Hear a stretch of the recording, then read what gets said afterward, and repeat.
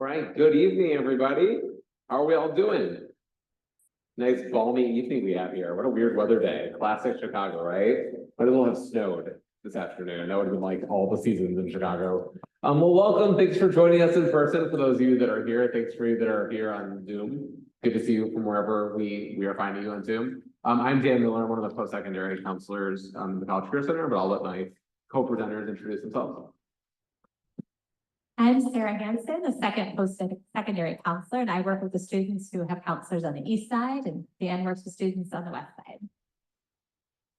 Hi, I'm Jamie Travis. I am the Career Resource Specialist. I work in the College Career Center to help students with career exploration. And I am Jory Dwyer. I'm one of the generalist counselors here. So there are 19 of us. And some of you may be on my caseload. Others have one of the other 19 counselors. But that is my role. And I'm here to just kind of tell you about where we've been and what we're doing with the freshmen. Welcome.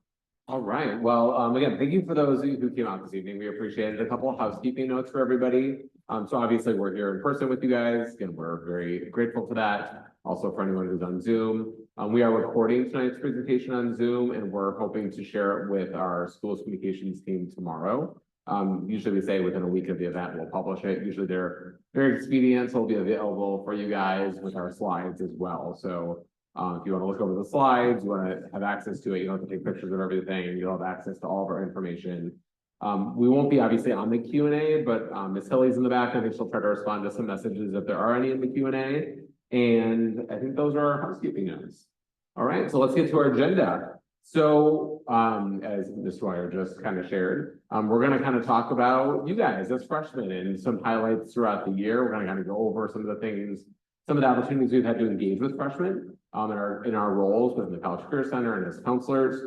We're going to look ahead to the next couple of years. So think about the sophomore year, junior year, and senior years, kind of touch points and highlights of things to be aware of. We're going to talk about some career exploration opportunities and give you a general timeline for just events happening and some resources that might be relevant for your families, for you guys as freshman students or your freshman students specifically. And we'll be on our way. So that's our agenda. All right, thank you. So I am up first, kind of talking about the general counselor role and kind of what we've been doing with your students or with the freshmen so far this year. As I mentioned, there are 19 of us, so everyone's assigned a counselor and a student support team. And while we are all doing things differently a little bit, we generally do the same thing. So this is kind of what you can expect that everyone is doing in terms of counseling with your students. So these are kind of some of our big kind of overarching themes and things we've been up to with the freshmen. We provide social, emotional, academic support throughout all 4 years of high school. We do that in various ways, whether that's, checking grades and having meetings with the freshmen, in advisory, which I'll talk about a lot, through course selection. It's kind of, we run the gamut in how we support students in different ways. We are in advisory every week, introducing the freshman students to our social emotional learning, initiatives and talking through that with them. We do assist in selecting courses with students every single year. So with the freshmen, we did that in like November, December this year. So we did meet individually with each freshman and talk through and plan kind of for not only the next year, but a little bit the next 4 years and select those courses with them. We are your student advocate. I kind of like to say that we are the first line of defense for really anything that the freshmen or the students in general are going through. As I mentioned, students have a full student support team, but because the counselors have the smallest caseload and because we see the students the most frequently, we are often that first kind of person that they will come to. And then our job is to figure out next steps, figure out how to support them from there. So we are constantly advocating for students, whether that's with, teachers, whether that's with other peers, whether it's with, through you guys, parents. So we are always trying to be that advocate for students. And then, of course, we're always introducing students to new resources. As freshmen, everything is new, of course. So we try to do a lot of that in our advisory program. Some examples of resources we've introduced this year are Naviance program, which we'll probably get to a little bit in the College Career Center part of the presentation. For another example, today we were in advisories and we presented on the pre-ACT that freshmen are taking next week. So just like information sharing, kind of getting them prepared for things that are coming that are new to them.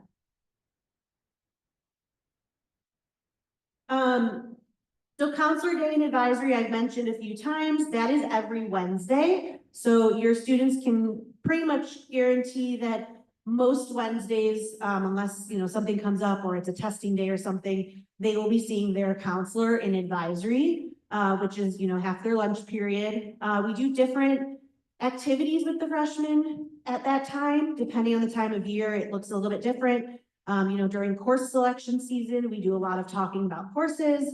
At this time, it's a lot of kind of, it just depends. I mentioned that today we did the pre-ACT discussion. We've introduced Naviance. We'll do a lot of introduction of like social emotional learning type things. So we are all across the board with kind of the things that we're doing in advisory, but the biggest thing that we do and the biggest goal of ours in terms of going to advisory is building that relationship with the students. So that is our first priority, and that is really what we aim to do. The information kind of comes naturally with all of that, but the relationship building in advisory is really the key piece. We've also been providing assistance with acclimating to Stevenson, whether that's through check-ins or just getting to know the freshmen. Scope meetings are a big one. So student counselor parent engagement meetings. Hopefully you've all seen the various email blasts that we've sent out, inviting you to those. Maybe some of you have already met with your student's counselor for a scope meeting, but those are occurring right now through the end of the month. And that's a really great way for us to build connections, not only with the students, but also with parents. And then course selection, I mentioned that we meet annually with students for selecting courses for the following year. That has already happened with the freshmen, and that is a guaranteed one-on-one time that we have to meet with the students. So even if they never choose to see us for anything else, which is pretty uncommon, we can guarantee that we will for sure see them for course selection at least once a year. Some other ways of communicating with the freshmen is through our Canvas page. So students were assigned and, let into this class of 2028 Canvas page upon enrolling at Stevenson. And we post different things on the Canvas page, whether it's reminders, announcements, slideshows that we've done in advisory, just important information. So if ever there is something that maybe you think your freshmen may have heard about or know about that you don't have access to, ask them about Canvas. Chances are that we've put it on Canvas. A big part of our role is, as I mentioned, the academic piece. So whether that's making sure students are successful in their classes or selecting courses throughout high school, and with that comes graduation requirements. So we do like to empower the students to know the graduation requirements and parents, because it just never hurts. But we also know the graduation requirements like at the back of our hand, and we, make sure that students are taking what they need in order to get out of here successfully in 4 years. For you guys to know about the graduation requirements, this is the list of them. You're welcome to take a picture, or just to let you know, it is in the course book. It's in the beginning of the course book, and you can find it online. If any of you still have a hard copy of the course book, it's in there as well. Okay. And then Lastly, so this is a four-year planning worksheet. And this is something that is also in the course book. This is in the very back of the course book. But this is a really great resource for you guys to go over or fill out with your freshmen, and freshmen for you to do with your parents. And this is, again, it's just a resource. It's not something you have to do, but it helps kind of, you know, I'm a visual learner. I'm sure some of you are visual people. It helps sort of visualize what the next 4 years is going to look like or could look like. And of course, we know it will change, but as students are selecting courses, this is a really good tool to use. Freshmen also, for the first time this year, got a digital version of this. So they were able to scan a QR code in advisory, and then they can sort of tailor it to their specific classes and their future goals. So make sure to ask them about that. Okay. And then I'm going to kind of take over from here and talk a little more about the college admissions process. So what it takes to graduate Stevenson is a little different than what it takes for college admissions. There is kind of some guidance on that right-hand corner of that four-year planner, but we really like to kind of spell it out a little more clearly for families and talk about it more in terms of years versus semesters. But all four-year universities are going to be looking for students to have 4 years of English, which is great. That's what you need to graduate. We really recommend for four-year bound students 3 to 4 years of math, and we would really state 4 years of math is probably the best. I always tell my families when I work with them, I have a little bit of a bias because I used to teach math, but I really do believe that students taking senior year off math is not a great thing because they're spending a year and a half off with no math class. Their skills get rusty. They go off to college to take a placement exam. They may now be placed in a class that's a little lower than the level they would have been, or just aren't as strong in that math class because they've taken some time off. Colleges are really looking for 3 to 4 years of sciences, and four-year schools really prefer to see the trio of the biology, the chemistry, and physics. And then they want to see 3 to 4 years of social studies. This is really where we can see 3 is going to be okay, but sometimes your students struggle a little to get to that third year of social studies. The reason why is that we have 2.5 automatically built in for them. They have a year of world history that they're either completed or maybe did so in summer school. They'll take a year of US history their junior year, and they take 1 semester of government their senior year. So we want to make sure somewhere along the lines they get another semester of a social studies, whether that's like a psychology class or a law class or an economics class. And then colleges like to see 2 to 4 years of the same world language. And levels are the same as years for colleges. So if a student is in Spanish 2 their freshman year, that is considered year 2. But our Spanish levels are a little confusing in the sense you might have a student that's in Spanish 2-3. That's actually level 2. Spanish 3-4 is actually level 3, even though it says 3-4. Think of it like as an accelerated 3. So sometimes that boosts students up a little bit. If they want to get to the 4th year, they either have to get to AP or take Spanish 4. And then some schools require a year of a fine visual or performing art. And this is another area where we can see our seniors all of a sudden trying to scramble to fit some things in. Most of the schools in the United States that have this requirement, Ohio State would be an example. I think Minnesota is another example. What's that? And Zurich, yes, another example. They allow our students to be deficient in it because we don't have it as a requirement for graduation. Ohio, Minnesota, Missouri, they do, and they're fine with our students not taking it from Illinois. The schools that are very particular about that 1 year fine visual performing art would be the public schools in California, not the private ones, but the public schools. So University of California, Los Angeles, or University of California, Berkeley, or UC San Diego, or the Cal States, or Cal Polytechnic Institute. They're all going to require that 1 year of a fine visual or performing art. That would include music, theater, acting, art history, all of our art classes, photography classes, piano, guitar, digital art, design 1 and 2. But it does not include anything under the applied arts umbrella. So print media doesn't count, or engineering classes don't count. And so sometimes there are students that are looking for the California public schools. They have to find a way to get those. The California schools will take 2 semesters, but one needs to be a prereq for the other. So if you're taking digital art design 1, then you probably should be doing digital art design 2 to get that full year. The only other school that we know that can be a stickler is University of Washington, Seattle, and they require 1 semester.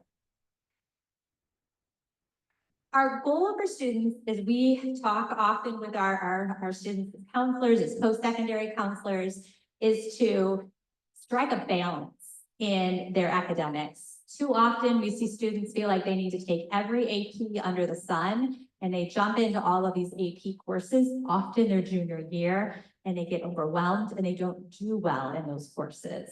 So there's always a balance of taking, the most rigorous schedule that is the student can be academically successful in, and have sleep and sanity and fun and balance all of those things. So we don't want them to stretch themselves too much, but we also would love to see a student who's maybe in all college prep level courses getting straight A's, take a chance and move up a level on maybe 1 or 2 courses to kind of feel what that feels like for them.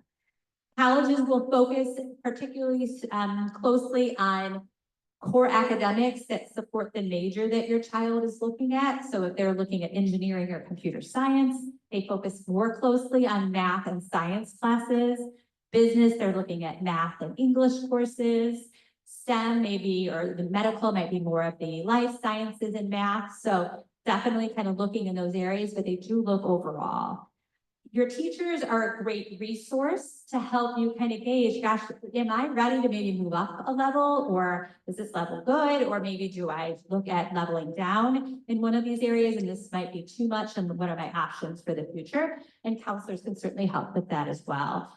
But we want students to continue to keep their options open and have a healthy balance as they're moving forward in here. We don't want students over-consumed with thinking they have to take all these AP classes and be overwhelmed. We want them to find that right balance overall.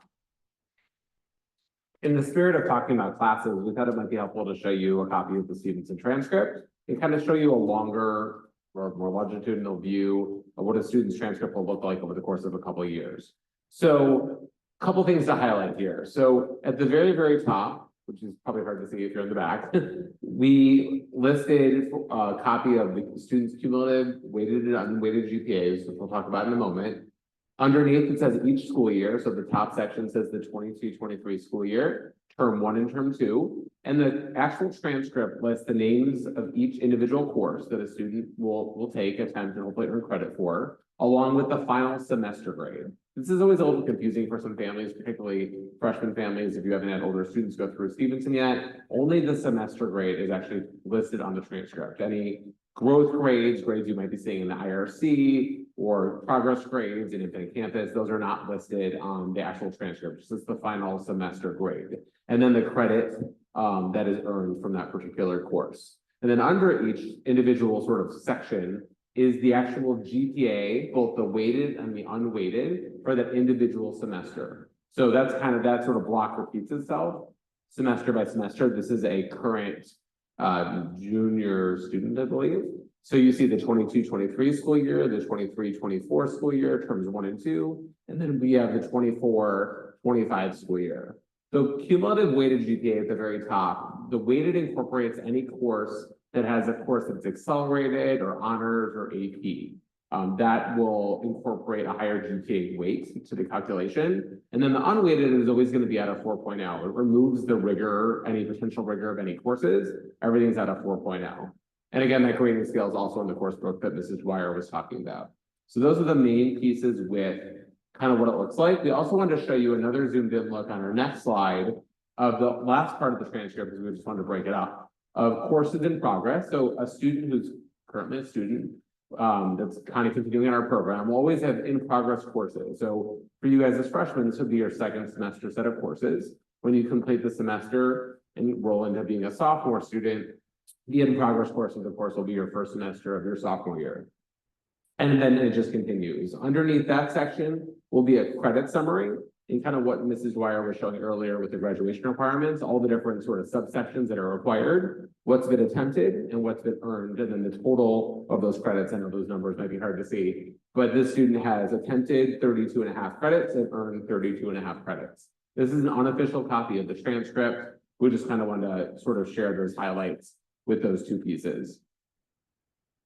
I've already kind of gone over this, so this is a little bit of reiteration, but again, that weighted gives that extra boost with the rigorous courses, and then the unweighted will take away the rigor of those courses.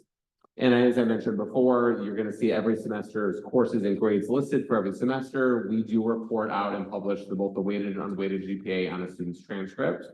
For colleges, most colleges tend to prefer the weighted cumulative GPA because, again, that will incorporate any rigor for a student throughout their academic career. Both are considered. Some colleges will ultimately recalculate a student's GPA, which is a GPA not listed on the transcript, sometimes just based on a student's core classes. In other words, what a student has taken in English, math, science, social studies, or world language. But again, a college will have access when they see our transcript to both the weighted and the unweighted cumulative GPAs. We also got to be helpful to just to know where to find a copy of the transcript. If you guys haven't seen, for you guys as students, your own transcript, or for you guys as parents or guardians, you're going to go to Infinite Campus, you're going to click on the menu button. You could try this when you have some time. You're going to look at the documents section, and then you're going to click unofficial transcript, which is something that we have access to, of course, as counselors. And again, that GPA, the cumulative weighted and unweighted, will be in the top left-hand portion of the transcript. So if you're ever looking for it, hopefully you can access it. You can look at it at any time. And of course, every semester, as you guys complete courses and earn credits, that GPA will be adjusted based on your progress with your courses. So we try to help you to think about the bigger focus of what to focus on, because it's really easy to kind of, again, just like start to hyper focus on classes, again, content and grades. We want you to think, and students to think, about how to do your best. You know, did you perform as well as you can in each of your classes? And if not, what could you do differently moving forward? How is a way that you can start sophomore year a little stronger if you struggled a little bit? What classes need a little more preparation? And to think about that as you're looking at your sophomore year courses, making sure you have time to do the outside work that's going to be required of them. Look at where you've been academically semester by semester, and hopefully continue an upward grade trend with maybe increasing rigor along the way if it feels appropriate. And think about where you want to be at the end of the junior year as you're planning all of your classes through now for the end of senior year, to get in everything that you want to get in and get in all the things that you need to get into, which aren't always the same thing. We did meet with our advisories respectively. So Dan had a chance, Mr. Miller had a chance to meet with all of his freshmen, and I met with all of my freshmen. Gosh, we changed months that week this in. It was November. It was a little earlier this year. And we went in and really talked with them, ironically, not about college. We said, we're here from the College Career Center, and we're not going to talk about college. We had Jamie Travis with us, and she's going to show you some of the resources that we shared with them. But our focus was really about reflecting. Think about a course that you enjoyed, a topic that you enjoyed, and how can you further that along? What are clubs or activities or courses that you could take in the future that can further that interest for you?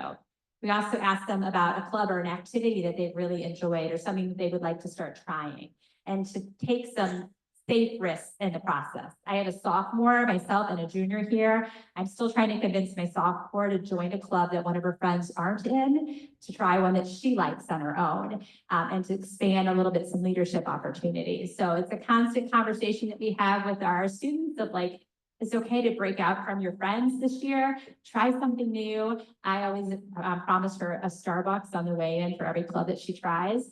And hopefully that'll get her to tantalize to try one. But we want them just to start to explore their interest in ways that make sense to them, and not necessarily just do it because their friends are doing it, which is an evolution that they're on. This I included in all of our presentations. I know we have a lot of first generation to the United States families. We're first gen to college. Myself, my parents, my grandparents, nobody went to college ahead of me. And I remember sitting in rooms like this being confused by these words that were get thrown around like undergraduate and masters and graduate and bachelors. And I didn't know what any of them meant. And I was kind of nervous to ask somebody like, what does that even mean?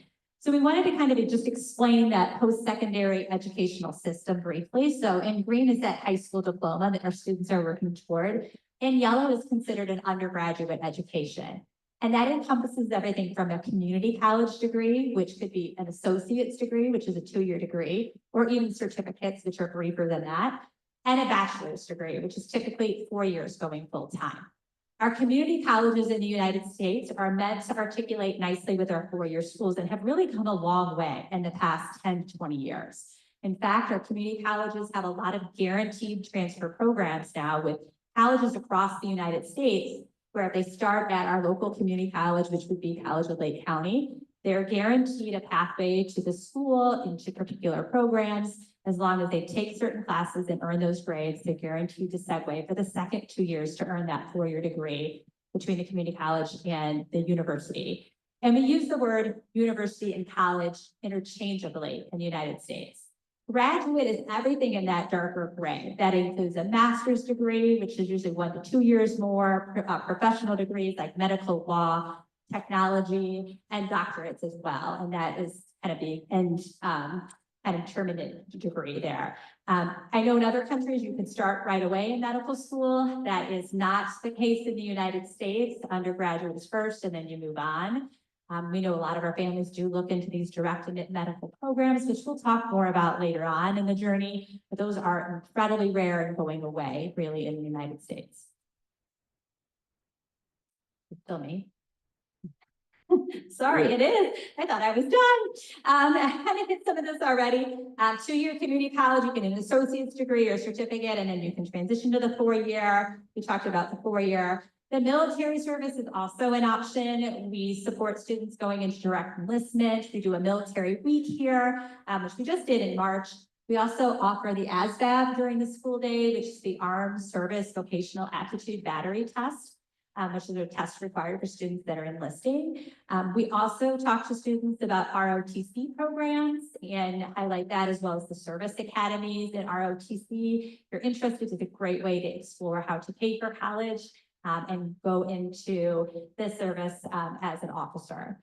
And then we also have an expo every year. You probably were invited to this already. It was in March, early March, with direct to career programs, meaning that they have limited to no education after high school. So it would be an associate's degree or a certificate or less.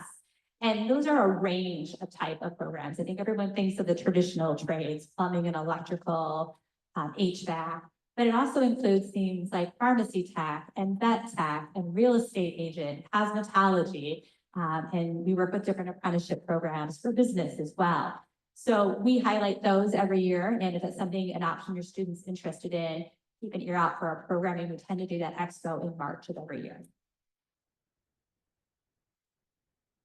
Hey, hi, my name is Jamie Travis, like I said before, and my role here is to help students with career exploration.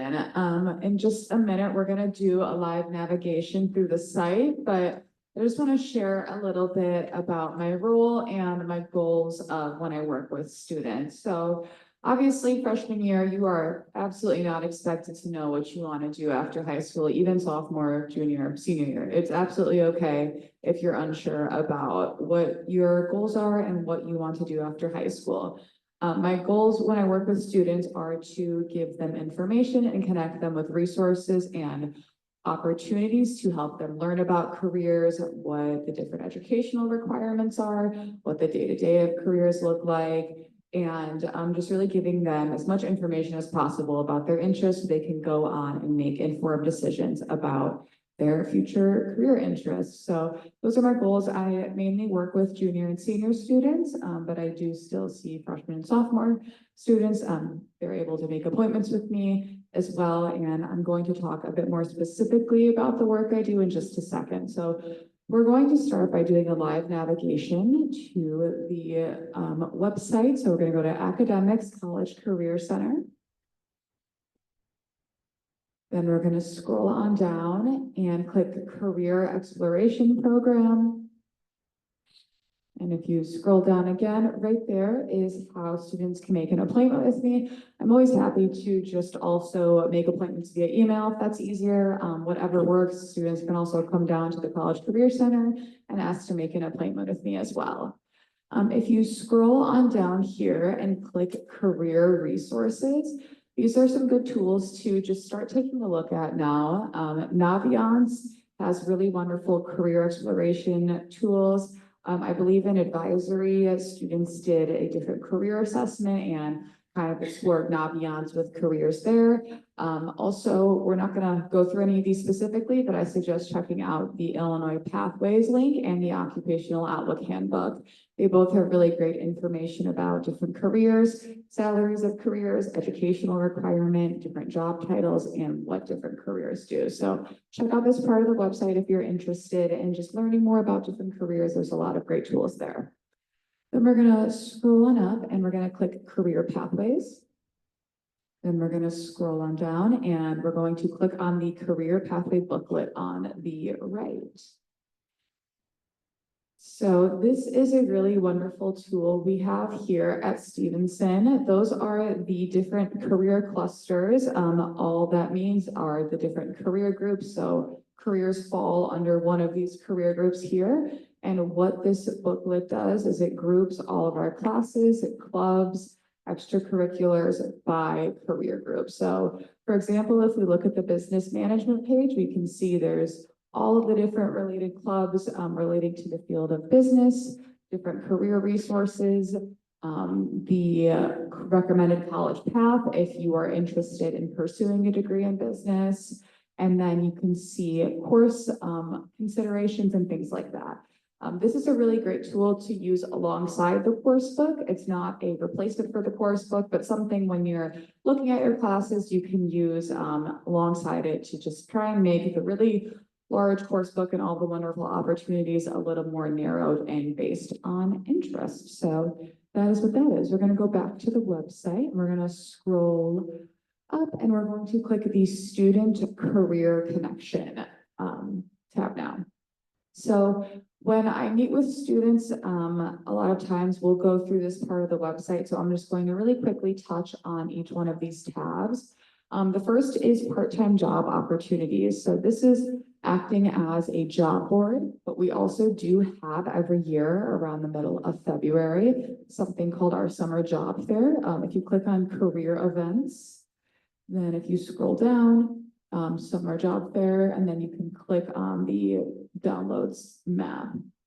Wonderful. So this is the attending organizations from this past summer job fair. Students are welcome to attend this. It's during their lunch periods. They get a lot of communication about this event. And then all of the attending organizations with different age requirements, application links, etc., are available on the website under the career events.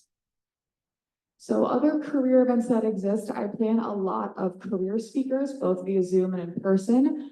Students also get emails about these, and I also do typically post them on Canvas as well. So there's 2 upcoming career speakers online in April. Students will get emails about those next week. Those are just optional events to help students explore careers and hear from career professionals. Other career events in Stevenson and in the community will also be posted on here when they are available. I also do connect sophomore through senior students with shadowing experiences. What a shadowing experience is for students to get to go in person for a one-time experience to help them explore careers. These are not available to freshmen, but sophomore year, you are welcome to reach out and we can talk about setting one of these up. And then there are virtual meetings as well. Not every profession offers shadowing opportunities, and sometimes students don't have strong enough of an interest to actually go in person. So what we could do is then set up a one-on-one virtual meeting with a professional so students can hear directly from someone in their field of interest. So there's a lot more professionals on this list, and you'll notice most every tab on this website is grouped by those career clusters. We just do that to try and make it easier to kind of navigate through the professionals and find your interests.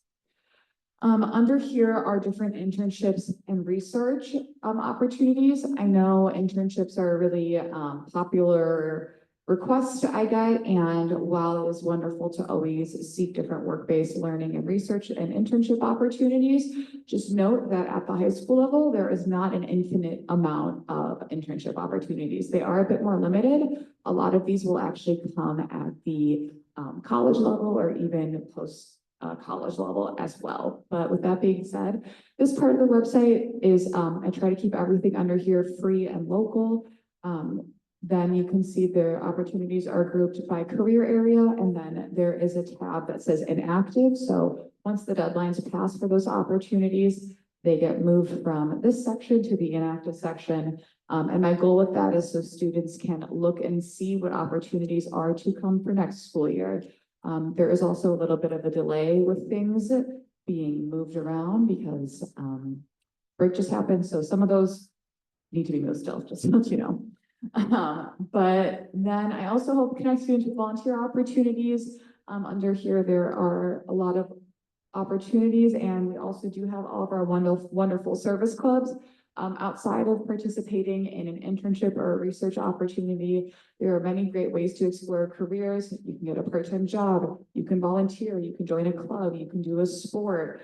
You can really do a lot of different things to explore careers. So there's not one correct thing to do. It's really more so about discovering your likes and your dislikes, finding your interest, and really just giving yourself all of the information you can have and trying to just, like I said, explore your interest and discover what you enjoy doing. We're not going to click through these links, but under the 250+ summer programs for high school students, there are 2 links about different pre-college programs. What a pre-college program is, it's an opportunity for students to get to go on a college campus and explore their interest in that way. A lot of these will have costs associated with them, and it is not necessary to do any of these. They're simply just an option, and they are located under these 2 links. Also, as a side note, if students ever need a letter of recommendation from a teacher or a counselor for some of these programs, because sometimes they do, please give as much time as possible, at least 3 weeks. The more, the better when you're asking your teachers. They're very busy, and the more time you can give them, the better. So yeah, we're going to go back to the presentation now. That's what that part of the website is. Any questions about that? I'm happy to meet with students and discuss further.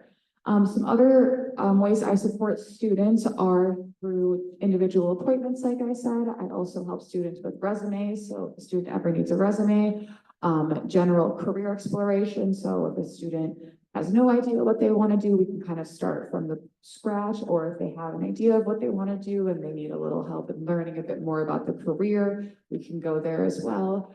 And then we kind of touched on the Career Ready Trades Military Expo and the Summer Job Fair. We also do have something called Summer Career Classes. These are 2-week career exploration courses. We have careers in business, careers in STEM, careers in healthcare and medicine, and careers in law. So this is going to be 2 weeks, it's speakers, and then you go on field trips related to the different career class you're taking. So those are really great opportunities. I always say a good candidate student to do those is if you're a student and you are really certain, or you're kind of certain you want to go into a career field, but you're unsure what even those careers could look like. You don't really know specifically about what you want to do. That could be a really good class for you to take. So feel free to check those out. There's information about those in the summer course book. And then there's also something through Stevenson. This is not through me, it's through our science department. It's called the SPARK program. It is a STEM research program. Information about this comes out in the beginning of February every school year. I suggest connecting with your science teacher, your school counselor, or you can reach out to me around that time if you do not hear anything about it. But there should be information on the TVs and you should be receiving information about it. But if not, you can always reach out as well. So yeah, that's how I support students. Thank you guys so much. So we like to kind of summarize and again, maybe shared a lot of those resources with your freshmen when we went into the advisory, but our goal for our students is kind of big picture to help them find post-secondary pathways that fit their interests and that fit them. So whether we, make sure we take a look at that academically, we look at that socially and emotionally and financially too. It's all part of that. And our future programming will dive even deeper into the concept of finding the right fit for your students. We encourage you guys to use Naviance more and more as they kind of grow through this opportunity. We do not have a separate parent login for Naviance. It's all through the students. The parent portal, we'll talk about getting a registration code when you go on there. We don't have that part activated simply because it limits what you can actually see, and we'd rather you have sit down with your student and go with that together. Big Future is a great college search tool that we recommend over time as well, and it's put on through College Board. And then we have lots of other websites and our website for resources. All right, so the rest of our program is sort of going to be about looking ahead. So before we kind of jump into, you know, what's to come, we just kind of want to put out there that I speak for everyone, as well as I think all the counselors, the student support team, probably most people in the building, when I say that, you know, we want you guys, especially as freshmen, to really be thinking about making the most of your time in high school and not hyper focusing on college. It's important that, you know, college should of course be part of your plans if college is where you see yourself going. It's not the fit for everyone. But even whatever comes after high school should always be in the back of your mind, but it should not be everything. We really want you to focus on taking advantage of everything that Stevenson has to offer, building relationships here, figuring out what you like, what you don't like, as multiple people have said tonight, and just really making the most of every day here. So if that is the message that you bring home tonight as freshmen and as freshman parents, then that's great by us. Okay, so we wanted to give you guys a little bit of a taste of things to come over the next couple of years. We think of this in three sort of subcomponents when we think of sophomore, junior, and senior year. We think about the academic piece. Obviously, you're here to be a student, but there's a lot of things going on outside the classroom, and in your communities, and there's areas, of course, in school and outside of school to sort of explore and learn more about career exploration. So when it comes to sophomore year, we hope that you guys continue to take classes that hopefully, of course, you enjoy for you guys as students and for your students, and to challenge yourselves for students in an appropriate way. So kind of thinking about classes that are interesting to you guys or your students, and then taking that appropriate rigor kind of helps support their growth and learning. And then kind of thinking about if there are potential adjustments that might need to be made middle of the stream, kind of sophomore year, and kind of thinking ahead for the junior year. For co-curriculars, if your student has not, or you as a student haven't gotten very involved this year in co-curriculars, we think this is a really good opportunity to head over to student activities before the end of the school year. There's like that wall of cards. I always sort of point students in that direction. It can be a little intimidating, I think, at first. You can kind of walk in, it's like the whole wall of co-curricular cards for all the clubs here at school. I think there's like over 130. It gives the club information, the sponsor, the details of when the club meets, and kind of the nature of the club. So we encourage students to try something, maybe try something new. As Ms. Hanson was sharing, maybe try something without a friend.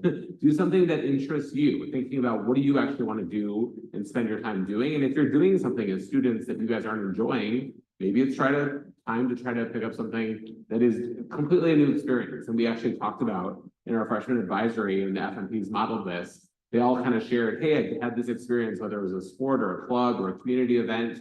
I've never tried it before, and it ended up being kind of life-changing, whether it was community service or leadership or a sport they'd never tried before.